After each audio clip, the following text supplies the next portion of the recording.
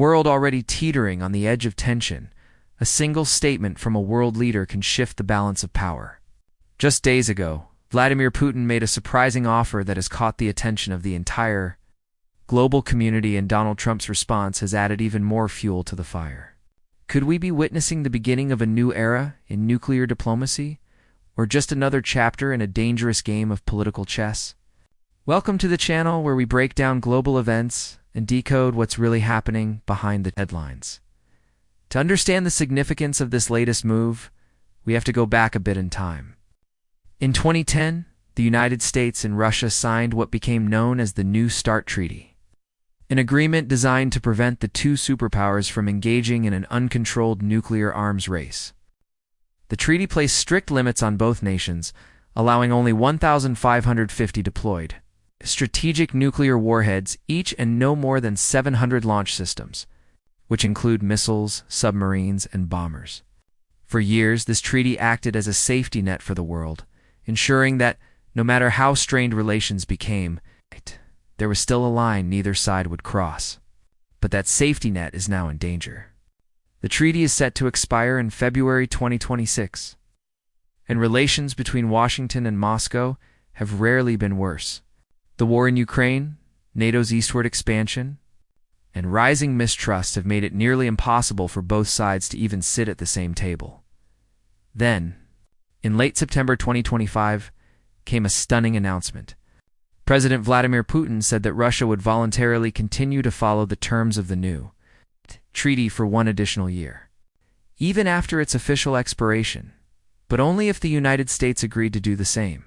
Putin framed this not as a concession, but as a gesture of responsibility, a way to maintain predictability in an increasingly unpredictable world.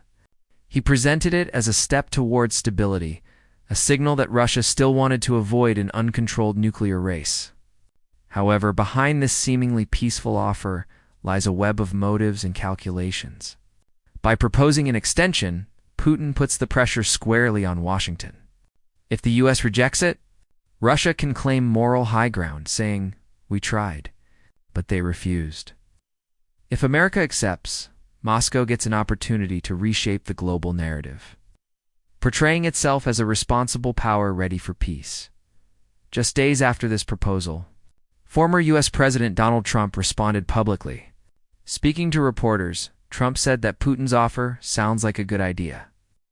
Those 5 words, simple, almost casual, immediately sent shockwaves through Washington and across Europe. For the Kremlin, Trump's comment was a clear sign of hope. Russian state media, including SANA and others, quickly amplified the message, praising Trump's openness and framing it as a potential breakthrough. The Russian Foreign Ministry welcomed Trump's statement, saying it gave grounds for optimism and could pave the way for renewed arms-controlled dialogue between the two countries. But in Washington, reactions were more cautious. Officials close to the administration clarified that Trump's remark didn't yet represent an official policy, but it did signal that the White House might be open to discussion.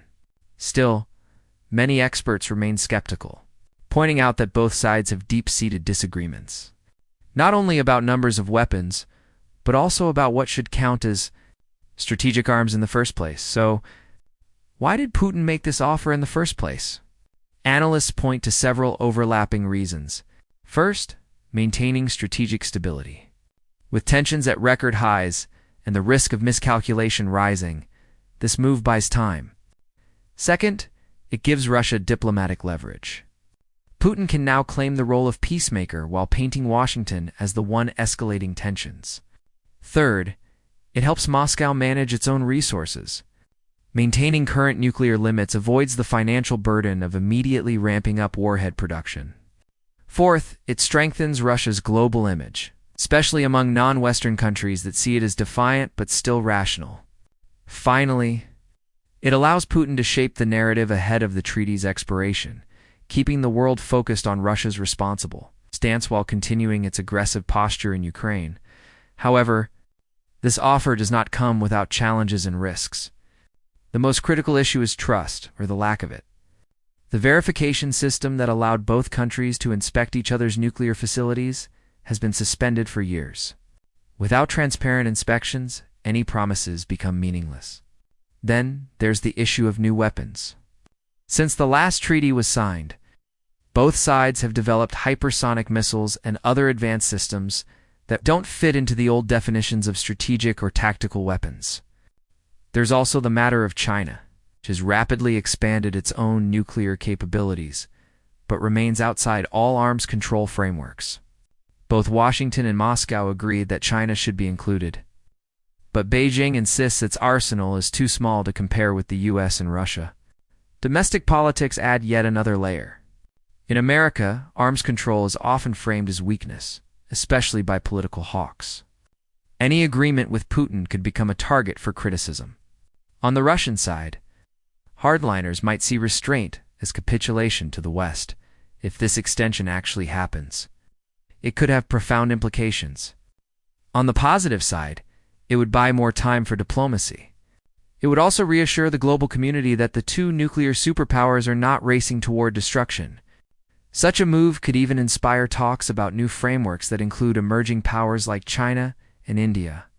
But if the deal collapses, or if Washington and Moscow fail to reach agreement, the consequences could be severe. The world could see a return to open nuclear competition for the first time in decades. Both sides could start deploying new systems unchecked, pushing global tensions even higher. It would also set a dangerous precedent for smaller powers, from Iran to North Korea, showing that arms control has no future. The timing of this development couldn't be more delicate. The war in Ukraine continues to rage, and global alliances are shifting fast. Many in Europe worry that a US-Russia deal could weaken Western unity or give Moscow breathing space. Others see it as a necessary step to prevent global catastrophe. Meanwhile, in Washington, officials must weigh whether to treat Putin's offer as a genuine chance for stability or a calculated trap designed to exploit divisions. The White House, Pentagon, State Department all know that even a small misstep here could echo for decades. Looking ahead, there are several key things to watch. Will Washington respond formally to Putin's offer? Will the two sides agree to reopen direct talks about a successor treaty? Can they rebuild the verification system that ensures both sides are following the rules? How will China react if it's invited or excluded from the next round of talks? And finally, how will domestic politics in both countries shape the next phase of this standoff? Every answer, every decision, could determine the world's nuclear future. In many ways, this isn't just about missiles or treaties. It's about trust, timing, and image. Putin's offer is a test of whether diplomacy can still work in an age of suspicion and war. Trump's response, simple as it sounded, shows that even in chaos, there's still a small window for cooperation, or at least conversation. But as history has shown us time and time again, when two nuclear giants make moves on the global chessboard, the world watches closely. And sometimes, the smallest move can change everything. So what happens next? Will Trump follow through and engage with Putin on arms control? Will the US and Russia manage to hold the fragile balance of power for one more year? Or will the collapse of the last standing nuclear treaty plunge the world into a new, unpredictable era? Only time will tell. But one thing is certain: the decisions made in the next few months could shape the future of global security for decades to come. Thank you for watching. If you found this breakdown helpful, don't forget to like, share, and subscribe for more deep insights into world affairs and geopolitical developments. Let us know in the comments, should the US accept Putin's offer, or is it too risky to trust Moscow again? The world is watching, and history is waiting to see what happens next.